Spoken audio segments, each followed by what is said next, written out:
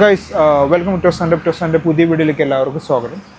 BTC 92K ആണ്. ഞാൻ നിങ്ങളോട് പറഞ്ഞ പോലെ ഡെയിലി നമ്മൾ അപ്ഡേറ്റുകളായിട്ട് വരുന്നത്.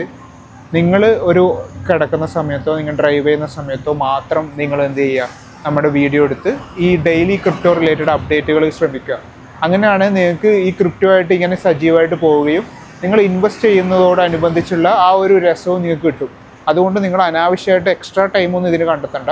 പക്ഷേ എന്ത് ചെയ്യുക, ഡ്രൈവ് ചെയ്യുന്ന സമയമോ നിങ്ങൾ കിടക്കുന്ന സമയമോ ഒരു 5 മിനിറ്റ് ഡെയിലി ക്രിപ്റ്റോക്ക് വേണ്ടി മാറ്റി വെക്കാം.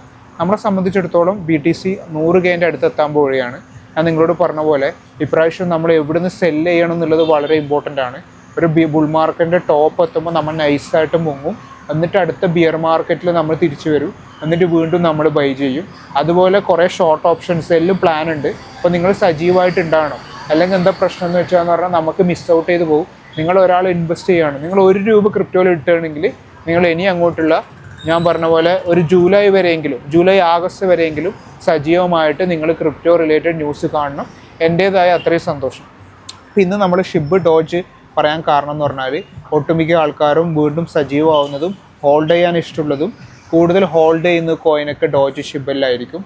അവസരങ്ങൾ ഇനിയും ഉണ്ട്, ഡൗട്ട് അടിക്കണ്ട.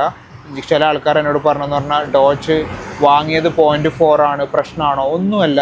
ഞാൻ നിങ്ങളോട് പറഞ്ഞിരുന്നു 0.9 ആണ് എൻ്റെ 10x ടാർഗറ്റ്. ഷിബും എൻ്റെ ബൈയിങ് റേഞ്ച് എന്ന് പറയുന്നത് 0.00013 ആണ്. ഇപ്പോൾ 0.00023 സംതിങ് ആണ്. ടാർഗറ്റ് എന്തായാലും 0.004ൻ്റെ ഒക്കെ എബോവ് ആണ്. അതിനുള്ള റേഷ്യോ ഉണ്ട്. കുറേ ആൾക്കാർ ഞാൻ നിങ്ങളോട് പറയാമല്ലേ, $1 അടിക്കുമോ അതൊന്നും ചിന്തിക്കല്ലേ, അതൊന്നും ഒരിക്കലും അടിക്കില്ല. അതൊന്നും ചിന്തിക്കേ വേണ്ട. അതിൻ്റെ ആവശ്യമുണ്ടോ? നമ്മൾക്ക് എല്ലാവരുടെ കൈമിൽ കോടിക്കണക്കിന് ഷിബുണ്ട്.